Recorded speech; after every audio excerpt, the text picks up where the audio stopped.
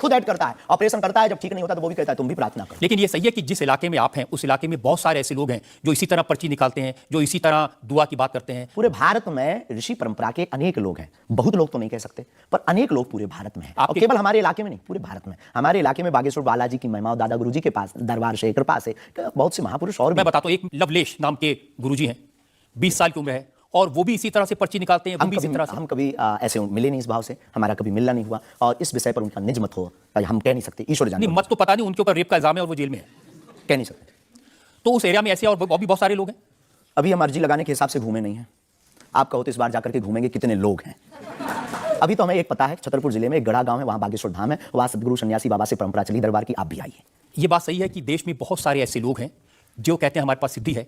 एक जयपुर में है, उन्होंने बताया कि मैंने कर्ण पिशाच को साधा हुआ है, और वो भी किसी की भी डेट ऑफ बर्थ बता देते हैं, किसी के परिवार वालों का नाम बता देते हैं। हमारे पास ऐसी कोई सिद्धि नहीं है, ना हमने ऐसी कोई साधना कर रखी है। हमारे पास सिर्फ अपने इष्ट पर हनुमान जी पर भरोसा है, जो अष्ट सिद्ध नवनिधि के दाता हैं। ना हम कोई डेट बताते हैं, ना हम कोई नाम बताते हैं, और अगर उनकी कृपा से पता चल जाए तो कोई बुरी बात नहीं। जनता से जो सवाल पूछना चाहते हैं, आमतौर पर क्या होता है कि संत का नाम आते ही हमारे माइंड में एक इमेज बनती है कि गाड़ी होगी, बहुत ही जो उनकी वेशभूषा होगी बहुत ही सिंपल और सरल होगी, लेकिन आपकी वेशभूषा देख के, टोपी देख के लगता है एकदम कलरफुल रहता है। आपकी दुनिया ही रंगीन है तो साधु को भी रंगीन होना चाहिए। बहुत बढ़िया, बहुत बढ़िया।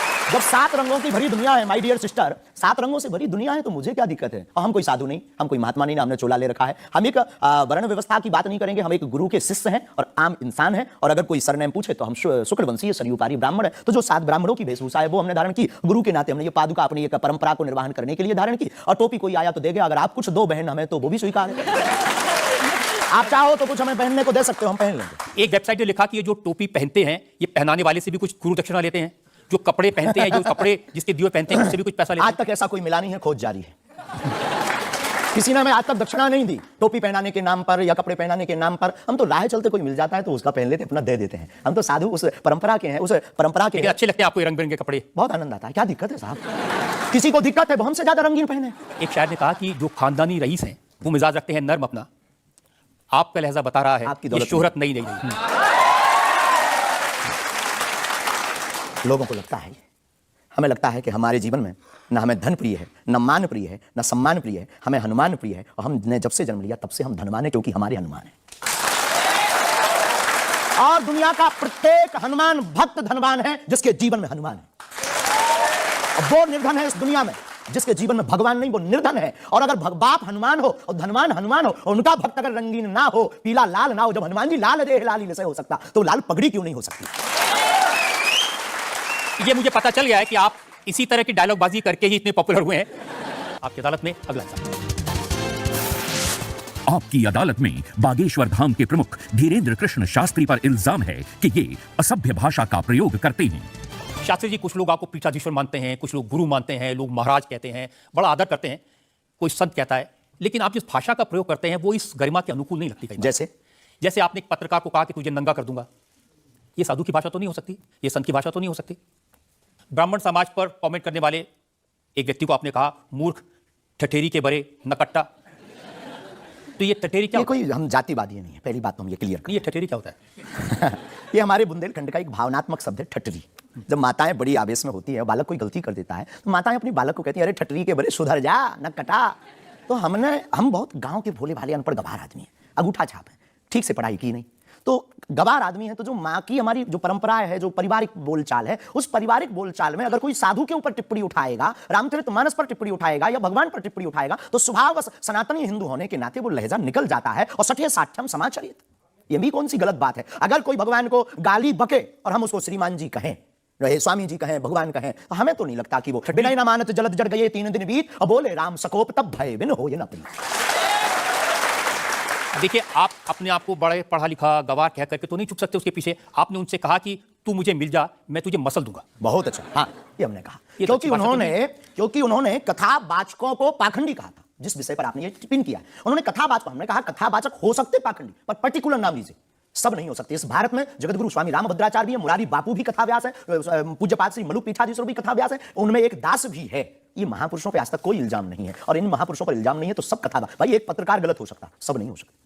हम अगर सबको कहें कि सब पत्रकार ऐसे होते हैं तो ये हमारी धूर्तता हो। तो उसने सब कथावाचकों को ऐसा कहा था, तब हमने उसको कहा था कि भाई अगर तुम ऐसा कहो तो महापुरुषों के बारे में तो किसी को नहीं कहना चाहिए, तो बात ठीक है। तय है, रामचरितमानस के बारे में नहीं कहना चाहिए तो तय है। तो उसके लिए अगर ऐसा मसला कह दिया समझाने के लिए, वो है तो हमारा चेला। लेकिन आपने संत तुकाराम के बारे में क्या कहा? संत तुकार को, हाँ। आपने कहा संत तुकाराम की लुगाई रोज उन्हें मारती थी, रोज पीटती थी डंडे से। तो किसी ने उनसे पूछा तुम रोज लुगाई से पिटते हो, शर्म नहीं आती? उसमें बोलचाल की भाषा में थोड़ा सा वो हुआ। हमने एक कथा पढ़ी थी एक पुस्तक में, उसमें लिखा था कि उनकी पत्नी झगड़ालू, बड़ी ईर्षालु थी, बड़ी विचित्र थी, और वो संत तुकाराम जी को एक बार गन्ने के लिए भेजती, गन्ना वो एक लेकर शाम को आते तो वो उनके शरीर पर प्रहार कर देती, एक गन्ने के 2 टुकड़े हो जाते। पर तुकाराम बहुत अद्भुत महापुरुष थे, उन्होंने कहा देख तू कितनी ज्ञानवान है, पहले गन्ना एक था हम लोग 2 थे, तूने मेरे शरीर पर प्रहार करके गन्ने के 2 टुकड़े कर दिया, अब एक तू चूस एक मैं लूं। तो लेकिन आपने जो बोलचाल उसमें बिगड़ा है, अंदाज में कहा था वो सम्मानजनक नहीं था, समाज के लिए असभ्य था, इसमें कोई संदेह नहीं है। लेकिन हम अपनी भाषा से समझने का कोशिश करते हैं, जो कई बार हमारी भाषा लोगों के अनुरूप नहीं है। कभी आपको नहीं लगता कि संत तुकाराम जैसे महान संत के बारे में ये कह दिया तो गलती माननी चाहिए? बिल्कुल, अगर ये किसी की भावनाओं को ठेस पहुंचा तो संतों के प्रति हमारे हृदय में अथाह प्रेम है, अथाह प्रेम। और हम स्वप्न में भी, हम तो खुद साधु परंपरा से जीवित हुए हैं, नालायक से बोलने लायक संतों के कारण हुए। हम अगर संतों का अनादर करेंगे तो अपनी जिंदगी में हम रहेंगे कहां? तो हम तो विनम्रतापूर्वक, अगर किसी को ठेस पहुंचा तो हमें नहीं लगता कि हमारे द्वारा उनको ऐसा कहा, लेकिन अगर किसी को ठेस पहुंचा और शब्द ऐसा मुंह से फिसल गया तो हम क्षमा प्रार्थना, कोई संदेह। अब मैं एक और उदाहरण आपको बताता हूं। अच्छा किया कि आपने क्षमा प्रार्थना की, करना ही चाहिए साधु संतों के बारे में, अगर गलती से मुझसे कुछ निकल जाए करके अगर हो जाता तो कोई दिक्कत। आप बात कर रहे थे साईं बाबा के बारे में, और आपने कहा कि हमने सुना वो चांद मियां निकले। हाँ, सुना। आपने कहा कि कई बार लगता है कि 33 कोटि क्या कब पड़ गए, और समझदार के लिए इशारा काफी है। जिन साईं बाबा को करोड़ों लोग मानते हैं, करोड़ों की श्रद्धा उनमें है, उन्हें भगवान मानते हैं, उनकी पूजा करते हैं, उनके मंदिरों में लाखों लोग जाते हैं, उनके बारे में इस तरह की भाषा? बात ये थी, प्रश्न ये था क्या साईं बाबा हिंदू हैं या मुसलमान? हमने कहा हम तो उस वक्त थे नहीं भाई साहब, अगर होते तो देखते टोपी पहनते थे कि माला। तो हमने जो सुना है, कोर्ट ने कहा, ऐसा एक पत्र वार्ता में निकला है कि वो चांद मियां हैं, उन्होंने, उनके जो कमेटी के लोग हैं उन्होंने क्षमा मांगी। तो हमने यही बात उनको बता दी, बस प्रेस की बात बता दी। तो हमसे ज्यादा ये आरोप जिस पत्रकार ने ये छापा है उस पर उठना चाहिए। नहीं, लेकिन आपके कहने से लोगों की भावनाएं आहत। हमारा किसी भी संत के प्रति अनादर नहीं, सब धर्मों के प्रति सम्मान है। जो जिस धर्म को मान रहा बलपूर्वक उसको मानना चाहिए। हम सिर्फ अपने धर्म के कट्टर हैं, सिर्फ ये बताना चाहते हैं। तो साईं बाबा का सम्मान करते हैं आप? बेझिझक, संत के नाते बेझिझक। हमें बाबा साईं बाबा से क्या आपत्ति है, क्या विपत्ति है? हमें अपने आप से आपत्ति नहीं है, हम किसी साधु से कैसे आपत्ति हो सकती? क्योंकि जिस सनातन धर्म की आप बात करते हैं वो सबसे पहले तो संयम, धैर्य, भाषा पर नियंत्रण, ये सब। लेकिन कब तक धैर्य, कब तक संयम? राम की यात्रा पर कब तक पत्थर सहेंगे? पालघर के संतों को बर्बरता के साथ मारा जाता है, कब तक सहेंगे? रामचरितमानस की प्रतियां जलाई जाती हैं, कब तक सहेंगे? संतों को पाखंडी इस देश में बताया जाता है, कब तक धैर्य और संयम रखें? एक दिन भगवान का भी धैर्य खो गया था और उन्होंने भी बाण मार करके समुद्र को सुखा दिया था और रावण का दमन कर दिया था। हम कब तक धैर्य? ये भोले भाले लोग, ये भोले भाले सनातनी कब तक ये धैर्य सहेंगे? और एक बात हम आपकी अदालत में बोल देते हैं, सनातन के लिए अगर हमारे प्राण जाते हो और अगर लोगों की दृष्टि में हम असंयमित हैं तो ये हमें बने रहने दीजिए। देखिए, सनातन धर्म के बारे में आप अच्छी बातें कहें, किसी को आपत्ति नहीं है, लेकिन अभी जो आप इतनी जोर जोर से कहते हैं कब तक बर्दाश्त करें, कब तक बर्दाश्त करें, तो कौन आपको बर्दाश्त करने को कह रहा है? जो ये प्रतियां जला रहे हैं, जो संतों को मार रहे हैं, जो सनातन के खिलाफ झूठा प्रचार कर रहे हैं, जो संतों के खिलाफ और सनातन की संस्कृति को छिन्न भिन्न करने के लिए मूवी बना रहे हैं। जब आप ऐसी बातें कहते हैं ना, तो असदुद्दीन ओवैसी जैसे लोगों को ये कहने का मौका मिलता है कि इन लोगों को अनाप शनाप बातें करने का अधिकार दे दिया सरकार ने। उनको लगता है कि इस तरह की बातें करते हैं उससे समाज में नफरत पैदा होती है, दीवारें खड़ी होती है। हम करें तो चोरी, वो करें तो सीना चोरी।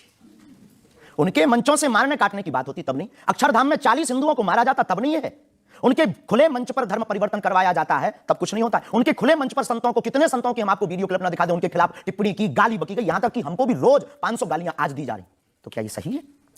शास्त्री जी, हिंदू समाज में भी ऐसे बहुत सारे लोग हैं जो इस तरह की भाषा का इस्तेमाल करते हैं, जो इस तरह की धमकियां देते हैं, जो दूसरे धर्मों की भावनाओं को। हमें नहीं लगता कि हिंदू समाज धमकियां देता है, जवाब दे। समाज नहीं, हिंदू समाज में भी कुछ लोग ऐसे हैं, कुछ लोग अगर इसी तरह का भाषा का सबका तो नहीं कह सकते, पर हम प्रत्युत्तर। जो लोग ऐसे लोग हैं उनके लिए भी आपको उसी सख्ती से बोलना चाहिए।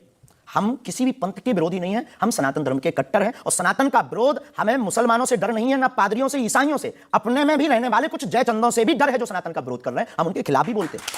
और ये जो मसलने वाला विषय है, ये मसलने वाला विषय जो हमने बोला है वो किसी मुसलमान के लिए नहीं बोला, एक हिंदू व्यक्ति के लिए ही बोला, जब उसने संतों पर उंगली उठाई थी। और बोलना हमें मौलिक अधिकार है, हम भी भारतीय नागरिक हैं। मुसलमानों से कुछ परेशानी है? बिल्कुल भी नहीं, हमारे तो मित्र भी हैं। मैं तो ये भी सुना कि आपकी बहन की शादी एक मुसलमान से पैसे सहयोग करवाई थी। आज भी हमारा मित्र, अभी 5 दिन पहले ही मिला, चाय भी पी। और हमारा लगभग 500-600 मुसलमान परिवार है जो आत्मा से जुड़े हैं। इस भारत का प्रत्येक नागरिक अपने हृदय पर अगर हाथ रखे ना, अब मीडिया में वो कुछ भी बोले तो उसकी रंगों में राम और कृष्ण का ही ब्लड बह रहा है। तो हम मानवता के पुजारी हैं, हम मानवता के पुजारी हैं, जातियों के या पंथ के पुजारी नहीं। हम इसको लेकर मेरे पास और इल्जाम है, हम एक ब्रेक के रुकेंगे और ब्रेक के बाद आपकी अदालत में धीरेन्द्र के शास्त्री पर इल्जामात और सवाल का एक और आपकी अदालत में अगला। अगर निम्नोलॉजी या फिर एस्ट्रोलॉजी आपको इंटरेस्टिंग लगता है और इसमें आप शास्त्री जी, सुना है कि विरोधियों को धमकी दे रहे थे आप, लेकिन आजकल आपको भी धमकियां मिलने लगी हैं। आपको भी लोग कह रहे हैं कि जान को खतरा है। हाँ, ये कोई नई बात नहीं है। इस भारत में जब जब भी सनातन की बात किसी ने